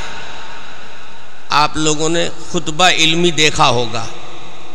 خطبہ علمی پر جنہوں نے خطبہ علمی لکھا ہے اس پر باقاعدہ انہوں نے اپنا شجرہ دیا ہے، نسب دیا ہے اپنا، کہ میں نے یہ خطبہ لکھا اور ہمارے شیخ ہمارے مرشد فلاں صاحب ہیں، ان کے ڈائریکشن ان کے کہنے کے مطابق لکھا. تو مسائل اس میں انہی کے مطابق لکھے. اور یہ صاحب کون ہے؟ اعلیٰ حضرت کے دادا جان. تو دادا جان کے فتوے سے خود خان صاحب کے گھر میں صدقہ فطر نکلتا رہا ایک سیر 12 چھٹاک انگریزی سیر سے. اور جب یہ حضرت پیدا ہوئے تو انہوں نے کہا اتنا نکالنے سے صدقہ فطر ادا نہیں ہوگا، ایک سیر 2 سیر 4 چھٹاک نکالو گے تب صدقہ فطر ادا ہوگا. تو جب تک یہ حضرت جی خود نابالغ تھے تو دادا ہی جان کا فتویٰ گھر میں چلتا تھا، تو ان کا صدقہ فطر نکلا 14 برس تک صحیح نکلا. تو صدقہ فطر بھی غائب، نماز ادھر چلی گئی، روزہ بھوانی بھاگ گیا، زکوٰۃ دیا ہی نہیں. حج کرنے گئے تو مکاری سے وہاں بھی جا کر کفر کا فتویٰ لینا شروع کر دیا. وہاں سے واپس آئے تو جھوٹی کرامت گڑھ دیا کہ ہم مدینے گئے تھے تو رسول اللہ صلی اللہ علیہ وسلم کو اپنی آنکھوں سے دیکھا، سر کی آنکھ سے بیداری میں دیکھا. تو اب بتائیے جب اتنا جھوٹ ہے، بدایون کے علماء نے مقدمہ کر دیا ان کے اوپر، تو عدالت میں حاضر نہیں ہوئے اور جھوٹا عرضی نامہ لگا دیا، سرٹیفکیٹ لگا دیا بیماری کی، حالانکہ بیمار نہیں تھے. جیسے آج کل لوگ چھٹی میڈیکل لینا ہوتا ہے تو کسی ڈاکٹر سے لکھوا لیتے ہیں نا غلط سلط. تو پرہیزگار اتنے تھے کہ خود ان کے مسلک کے عالموں نے اذان ثانی کے بارے میں جب اختلاف ہوا تو بدائین کے علماء نے چیلنج کیا، اشتہار چھپائے، مناظرے کی دعوت دی، کسی طرح نہیں راضی ہوئے تو عدالت میں مقدمہ کر دیا. تو وہاں سے جب وارنٹ آنے لگا اور گرفتاری آنے لگی کہ وہاں حاضری دینی پڑے گی تو انہوں نے جھوٹی سرٹیفکیٹ داخل کر. میں تو کہا کرتا ہوں کہ میں اسپیشلسٹ ہوں، جتنا میں جانتا ہوں ان کے بارے میں اتنا وہ بھی نہیں جانتے. چونکہ بیچارے جانتے ہی نہیں ہیں تو اس لیے الٹا سیدھا مان لیتے ہیں. اگر جانچے پرکھے تب نہ معلوم ہوگا کہ ایک بیٹری ڈاؤن ہے. تو جانچا پرکھا ہے ہی نہیں تو سمجھ رہے ہیں کہ سب صحیح سلامت ہے، کوئی کیل کانٹا درست نہیں ہے. تو میرے بھائیوں، میرے بزرگوں، میں یہ عرض کر رہا تھا کہ خان صاحب نے فتویٰ جو دیا ہے وہ فتویٰ غلط ہے. یہ کسی کا مسلک نہیں ہے اور یہ کسی طرح صحیح نہیں ہے کہ قیامت کے روز لوگ اپنی ماں کی طرف منسوب کر کے بلائے جائیں گے. ایسا نہیں ہے. حضور پاک صلی اللہ علیہ وسلم کی صحیح حدیث ہے، ابو داؤد شریف کی حدیث ہے. حضور فرماتے ہیں احسنوا اسماءکم فَإِنَّكُمْ تُدْعَوْنَ بِأَسْمَائِكُمْ وَأَسْمَاءِ آبَائِكُمْ. تم نام اپنا صحیح رکھو کیونکہ قیامت میں تمہیں بلایا جائے گا تمہارے ناموں سے اور تمہارے والد کے ناموں سے. اور غضب تو یہ ہے کہ خود خان صاحب نے بھی اسی احکام شریعت میں دوسری جگہ یہ حدیث بھی نقل کر دی ہے اور ساتھ ساتھ حدیث کا حوالہ بھی دے دیا ہے اور اس کی تصحیح بھی کر دی ہے اور اردو میں ترجمہ بھی کر دیا ہے. حافظہ اتنا مضبوط تھا، حافظہ اتنا مضبوط تھا کہ ایک ہی بات کو ایک طرح یہاں لکھ رہے ہیں غلط اور پھر دوسری جگہ اس کو لکھ دیا صحیح. حدیث کا ترجمہ بھی کر دیا، حدیث بھی نظر کے سامنے، اور پھر بھول گئے. اگر بھولے نہ ہوتے تو کوئی مطلب بیان کر دیتے اس حدیث کا کہ اس حدیث سے جو میری لکھی ہوئی بات کٹ رہی ہے، غلط ہو رہی ہے، اس کا یہ مطلب نہیں ہے بلکہ یہ مطلب ہے. کوئی تعویل بھی تو کیے ہوتے، کسی رخ کی طرف بھی تو اس کو موڑ دیے ہوتے، یا حدیث کی تقلید کر دیتے کہ چونکہ میرے نزدیک یہ حدیث صحیح نہیں ہے، قابل استدلال نہیں ہے، اس لیے میں نے جو پہلے فتویٰ دیا وہ اس حدیث کے خلاف دیا ہے. لیکن کچھ نہیں، ہاتھ پاؤں بندھا ہوا ہے. اسے کہتے ہیں دروغ گورا حافظہ نباشت. اسے کہتے ہیں کہ لو اپنے دام میں صیاد آ گیا خوش شکار. تو جس کا حافظہ اتنا خراب ہے اور جس کی حرکت اتنی گندی ہے، اس مفتی کے فتوے پر ہم اعتماد کر کے بڑے بڑے اکابر اولیاء کو اور بزرگان دین کو اور چوٹی کے علماء کو ہم مان لیں کہ کافر تھے. ہم تو کہیں گے 1 درجن کافر نہیں تھے، یہی کمبخت ایک خطرناک ہے. اللہ کے حبیب آقائے دو عالم جناب محمد الرسول اللہ صلی اللہ علیہ وسلم نے ارشاد فرمایا ہے، لا یرمی رجل رجلا بالکفر ولا بالفسوق الا ارتدت علیہ ان لم یکن صاحبہ کذلک او کما قال علیہ الصلوۃ والسلام. اللہ کے حبیب صلی اللہ علیہ وسلم فرماتے ہیں کہ کوئی آدمی کسی پر فسق کی تہمت نہ لگائے، کوئی آدمی کسی پر کفر کا الزام نہ رکھے، کیونکہ جو کسی کو کافر کہتا ہے تو جس کو کہا گیا ہے اگر اس میں کفر نہ پایا گیا تو اسی پر لوٹ جائے گا کفر. تو علماء دیوبند میں تو کفر کی کوئی بات پائی نہیں گئی، کیونکہ خان صاحب کے ہنگامہ کھڑا کرنے کے بعد ساری دنیا میں پیش کر دیے گئے. یہ بھی ان کی کتابیں بھی مکے مدینے والوں نے بھی دیکھا، شام اور مصر والوں نے بھی دیکھا، انڈونیشیا والے نے بھی دیکھا، حلب والے نے بھی دیکھا، فلسطین والے نے بھی دیکھا.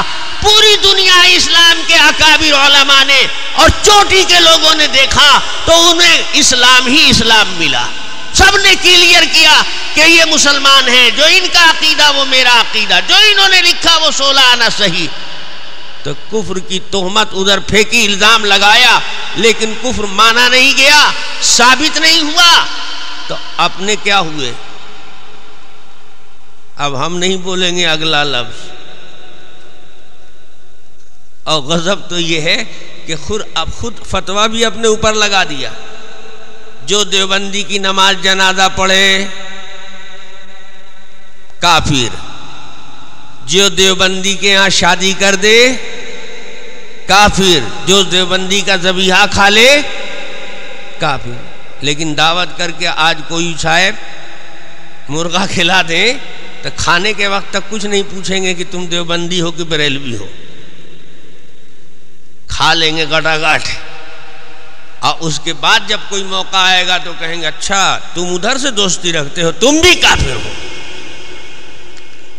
ارے بھائی جب وہ بھی کافر تھا تو کافر کا ذبیحہ کھایا حلال سمجھ کر کے تو تحلیل الحرام کا ارتکاب کیا، آپ نے، آپ مسلمان رہ گئے. اگر اس فتوے کو مان لیا جائے صحیح تو کوئی مسلمان کسی مسلمان کے ہاں دعوت نہیں کھائے گا، آپس میں ایک دوسرے سے کوئی تعلق قائم نہیں رہے گا. تو یہ فتویٰ مسلمانوں کو مسلمانوں سے ٹکراتا ہے، یہ فتویٰ عورت کو مرد سے چھوڑاتا ہے، یہ فتویٰ بھائی کو بھائی سے لڑاتا ہے، یہ فتویٰ آپس میں تفریق کی بیج بوتا ہے.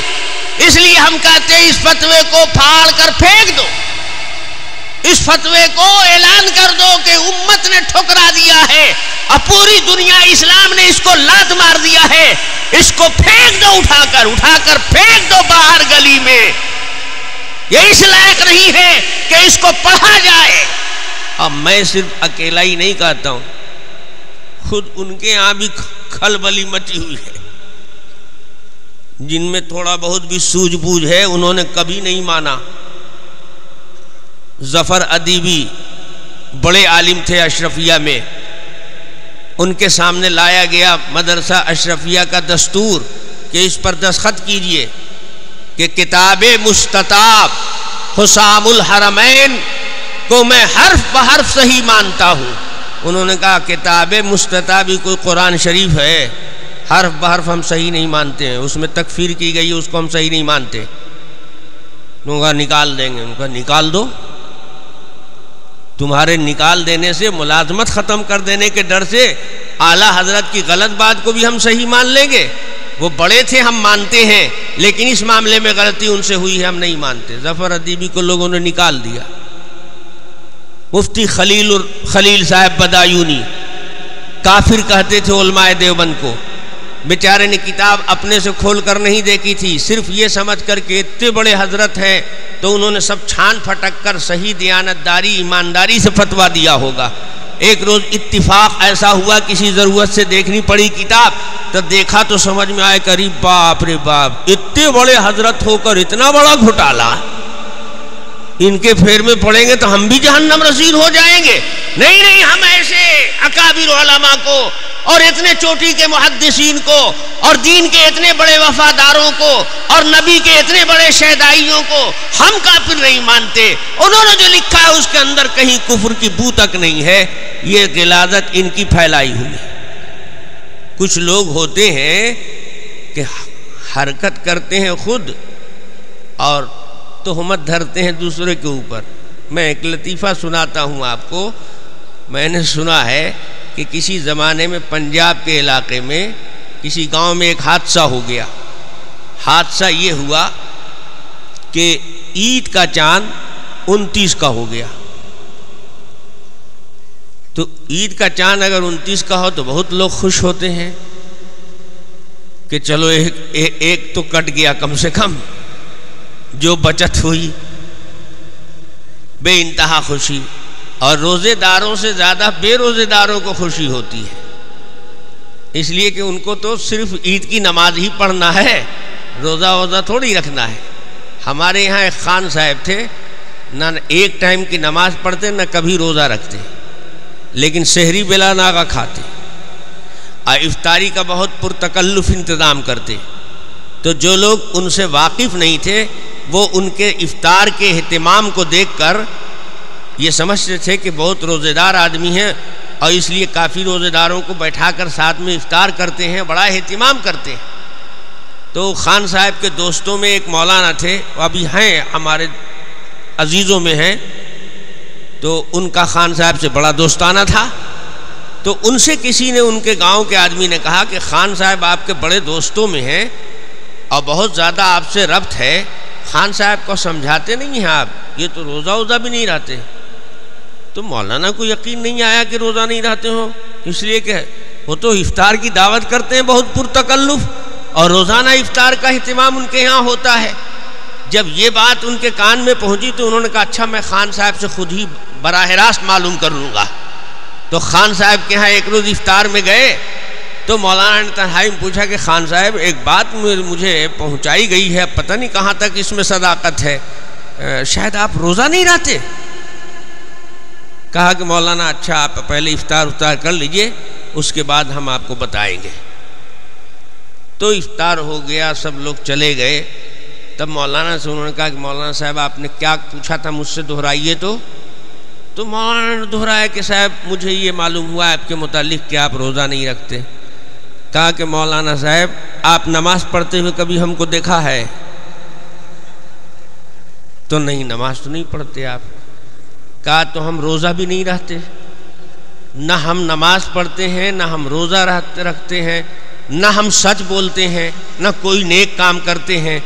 تب مولانا صاحب آپ بتائیے، جب ہم کوئی نیک کام نہیں کرتے، نماز بھی نہیں پڑھتے، روزہ بھی نہیں رکھتے، زکوٰۃ بھی نہیں دیتے، سچا دھندا بھی نہیں کرتے، تو کیا اب سحری اور افطاری بھی چھوڑ دیں، ایک دم کافرے ہو جائیں؟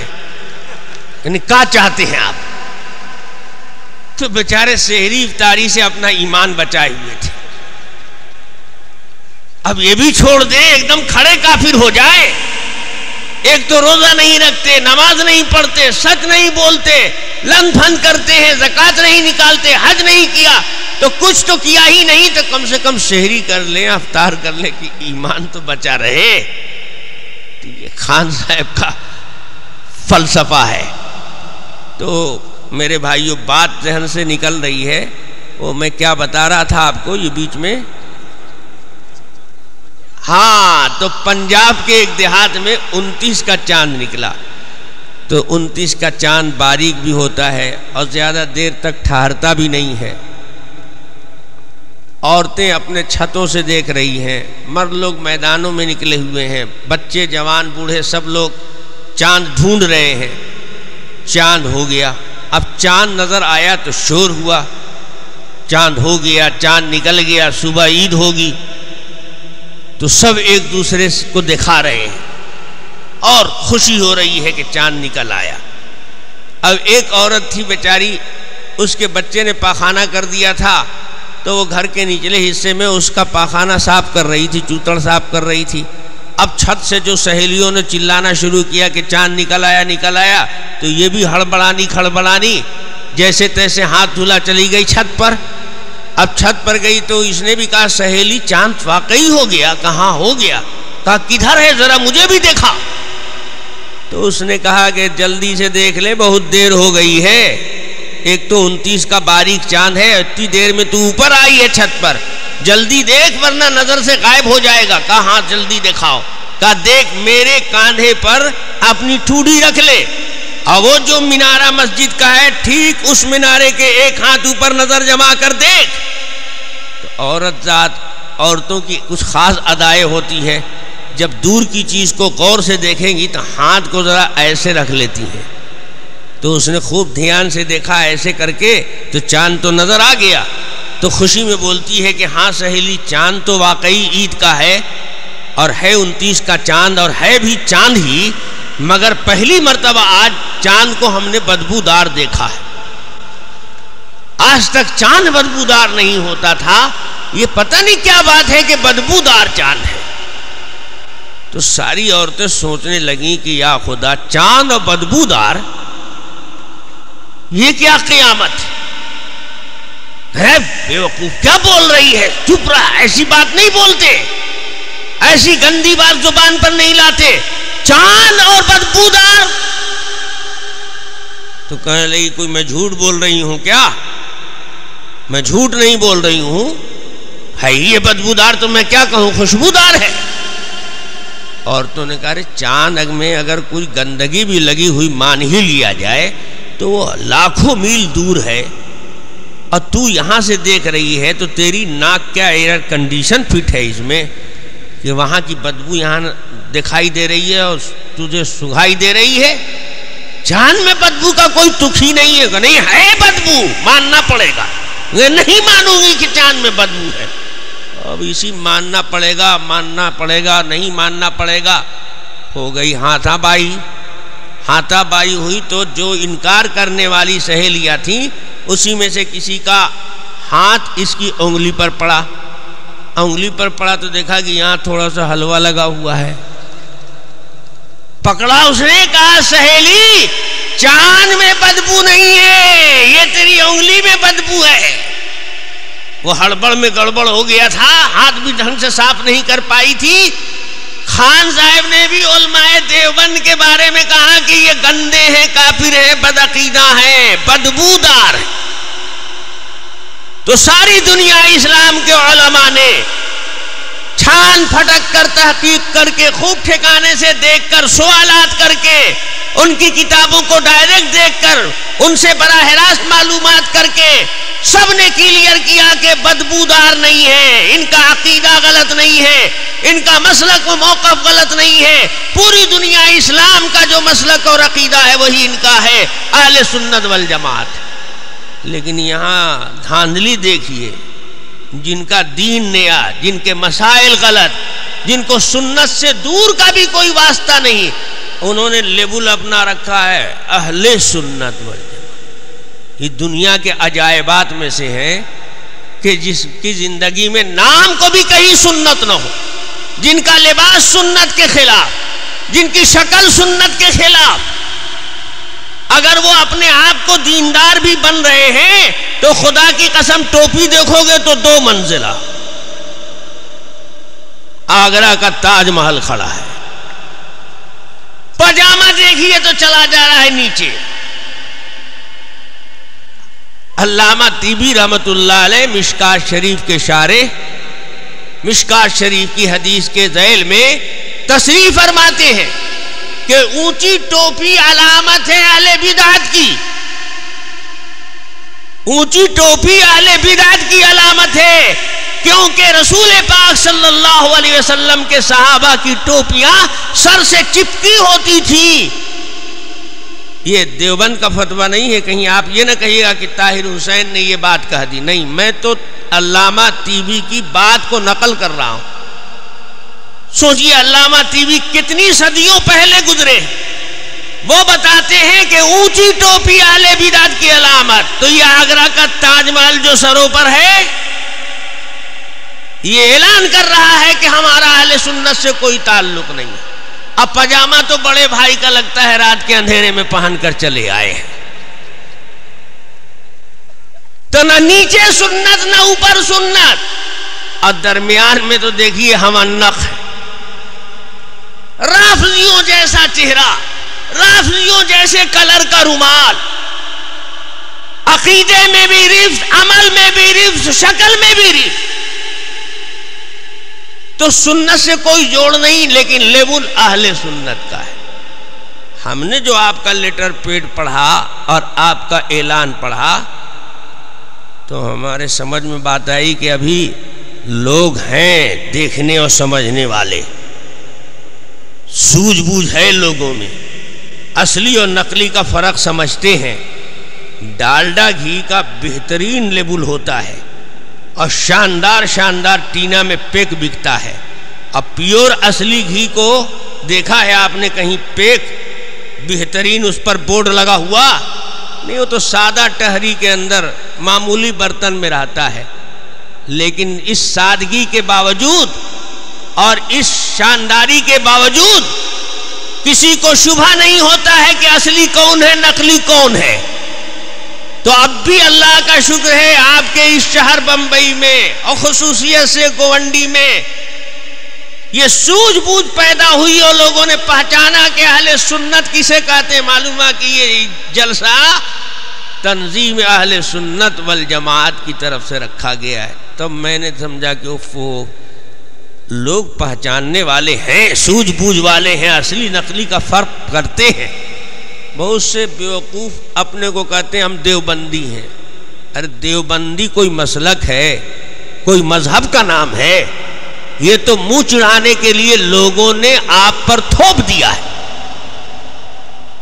ہم اہل سنت والجماعت، اور جو اہل بدعت ہیں وہ اپنا لیبل رکھتے ہیں اہل سنت، یہ غلط ہے۔ ان کا سنت سے کیا تعلق؟ ان کی شادی کو دیکھ لو سنت کا گزر نہیں، ان کی غمی کو دیکھ لو سنت کا نام نہیں، تو نہ زندگی میں سنت، نہ مرنے کے بعد سنت، نہ جینے کے وقت سنت، کہیں سنت کا نام و نشان نہیں، تو اہل سنت کہاں سے ہو جائیں گے؟ سنت دیکھنا ہو تو ہمارے یہاں آ کر دیکھو، بیٹھنے کی سنت، لیٹنے کی سنت، چلنے کی سنت، بات کرنے کی سنت، ایک ایک ادا سنت کی، مشق سنت کی۔ یہاں وہ تو نقال ہے، خالی نقل اتارتے ہیں۔ ہم نے جمعیت علماء تو اس پر چڑھا دیا سنی جمعیت علماء، بہشتی دیور تو اس پر چڑھا دیا سنی بہشتی دیور، تبلیغی نصاب تو اس پر چڑھایا سنی تبلیغی نصاب، سب کو سن کرتے جا رہے ہیں، نام تک رکھنے کا سلیقہ نہیں آیا۔ تو ایسے سنی بن جاتا ہے آدمی، عمل سے سنی بنتا ہے۔ سنت پر عمل کرو گے اہل سنت ہو جاؤ گے، بدعت پر عمل کرو گے اہل بدعت کہلاؤ گے۔ چاہے اپنے سے کوئی بھی نام اپنا رکھ لو، اپنے سے نام رکھ لینے سے حقیقت نہیں بدل جاتی۔ ارے کل سے آپ لوگ اس کو بجائے رومال کے ٹوپی کہنے لگے، تو 1000 آدمی بھی ٹوپی کہہ دیں تو کہ صبح میں ٹوپی ہو جائے گا کہ رومال ہی رہے گا؟ اور آپ سب کا دماغ خراب ہو جائے، ٹوپی کو جوتا بولنے لگیے تو کیا پاؤں میں استعمال کرنے لگیں گے؟ حقائق بدلا نہیں کرتے نام سے، حقیقت اپنی جگہ ایک ٹھوس وجود رکھتی ہے۔ سنت کی اپنی ایک پہچان ہے، اور اہل سنت وہ ہیں کہ جو سنت پر عمل پیرا، جن کی زندگی میں سنت کا اہتمام ہے، جن کی شکلوں سے سنت ٹپکتی ہے، جن کے لباس سے سنت نمودار ہوتی ہے، جن کی چلت پھرت میں سنت معلوم ہوتی ہے، تو اہل سنت وہ رہے گا، چاہے اس کو تم کوئی نمبر دے دو اور کوئی لیبل لگا دو۔ تو بہت خوشی ہوئی مجھے کہ الحمدللہ لوگ ابھی حقائق کو پہچاننے والے موجود ہیں کہ اس تنظیم کا نام اہل سنت والجماعت رکھا ہے۔ انشاءاللہ یہ بہت ہی نیک فعال ہے۔ اس سے بڑا فائدہ یہ ہوگا کہ جو سچائی ہے وہ مستحق کو ملے گی. جو واقعی اہل سنت کہلانے والے لوگ ہیں ان کا نام اہل سنت پڑے گا، اور جن لوگوں نے غاصبانہ دخل کر رکھا ہے وہ پہچان میں آ جائیں گے کہ یہ غاصب لوگ ہیں، غیر مستحق لوگ ہیں. میرے بھائیوں، میں نے وقت آپ کا زیادہ لیا اس لیے کہ ذرا تاخیر سے آیا تھا. قاعدے میں تو 12 پر معاملہ ختم کر دینا چاہیے تھا، لیکن چونکہ بہت دیر سے حاضری بھی ہوئی بعض مجبوریوں کی وجہ سے، اس لیے تھوڑی سی تاخیر ہو گئی ہے، جس کے لیے آپ سے بھی معذرت چاہتا ہوں اور پولیس انتظامیہ سے بھی معذرت چاہتا ہوں کہ کچھ مجبوریوں کی وجہ سے تھوڑا وقت لے لیا گیا ہے. انشاءاللہ آپ حضرات اس سے درگزر فرمائیں گے. اب دعا ہونے والی ہے، اتنا مت اکتا جائیے آپ کہ دعا چھوڑ کر چلے جائیں. جس طرح آپ 1.5 گھنٹے 2 گھنٹے بیٹھے رہے، چند منٹ اور تشریف رکھیں. آپ یہ دیکھیے ہمارے ہاتھ میں پرزہ دھرا دیا گیا ہے کہ جو حضرات زیادہ اور بیان سننا چاہتے ہوں مختلف موضوعات پر تو کیسٹیں ہر موضوع کی یہاں موجود ہیں. ہمارے رفیق سفر مولانا محمد ظاہر صاحب کے پاس یہاں موجود ہیں کیسٹیں، 4 عدد کیسٹیں تو ان 3 روز کے بیانات کی ہیں جو کرلا میں ابھی ہوئے ہیں. کرلا کے بیان کی 4 کیسٹیں ہیں، چیتا کیمپ کے بیان کی 2 کیسٹیں ہیں یہاں، اور فاتحہ اور درود کے عنوان پر 2 کیسٹ ہے، 2 گھنٹے کی ایک تقریر. احسان خداوندی کے نام پر 2 عدد کیسٹ ہے، یہ 2 گھنٹے کی تقریر ہے. اور شیطانی فریب کے عنوان سے 2 گھنٹے کی تقریر ہے 2 کیسٹوں میں. سنت اور بدعت کے عنوان سے 2 کیسٹیں ہیں. یہ کل 6 کیسٹوں کا سیٹ ہے، یعنی 6 عنوانات پر 6 تقریروں کے سیٹ ہے. اور اس کے ساتھ ساتھ یہ 2 کتابیں بھی ہیں، ایک اعمال صالحہ اور اس سے جو اجر و ثواب ایصال ثواب کیا جاتا ہے مردوں کو، دوسروں کو نیک عمل کر کے جو ثواب بخشا جاتا ہے، اس کی شریعت میں کیا اصل ہے، کیا اس کا ثبوت ہے، اس پر یہ ایک کتاب ہے اعمال صالحہ. اور دوسری یہ کتاب تو بہت لاجواب کتاب ہے. اس کتاب کو تو ہر تعلیم یافتہ آدمی کے پاس ہونا چاہیے. اس کتاب کا نام ہے سلفیت ایک جائزہ. عرب میں ایک بہت بڑے عالم ہیں علامہ محمد سعید رمضان بوطی، ابھی حیات ہیں، بہت عظیم عالم ہیں اور بڑے زبردست مناظر بھی ہیں. علامہ ناصر الدین البانی جن کا انتقال ہو گیا، ان سے ان کا بڑا عظیم ایک مناظرہ ہوا ہے، اس کی روداد بھی چھپی ہوئی ہے. یہ اس مناظرے والی روداد کی کتاب کا ترجمہ نہیں ہے، اس کتاب کا نام میں بتا دیتا ہوں آپ کو. اس کتاب کا نام ہے اللہ مذہبیت اخطر بدعین فی الاسلام. علامہ رمضان بوطی کی وہ کتاب ہے تقلید کے موضوع پر. یہ کتاب سلفیت کی حقیقت کو بتاتی ہے. سلفیت کسے کہتے ہیں اور سلفیت کے عناصر کیا ہیں، سلفیت کا ماضی میں کوئی وجود بھی تھا کہ نہیں، اور سلفیت جن مسائل کو پیش کرتی ہے یہ مسائل اہل سنت والجماعت کے ہیں یا نہیں.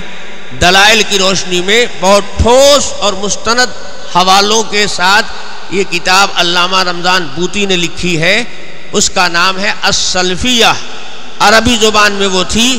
دارالعلوم دیوبند کے ایک استاد نے اس کا اردو ترجمہ لکھا ہے سلفیت ایک جائزہ. بہت ہی اہم کتاب ہے. اس کے لیے میں اپنی طرف سے سفارش کروں گا کہ ہر پڑھے لکھے آدمی کے ہاتھ میں یہ کتاب ہونی چاہیے. خصوصیت سے علماء اور اہل علم کو یہ کتاب لینی چاہیے. وآخر دعوانا الحمدللہ رب العالمین. درود پاک پڑھ لیجئے اور دعا فرمائیے.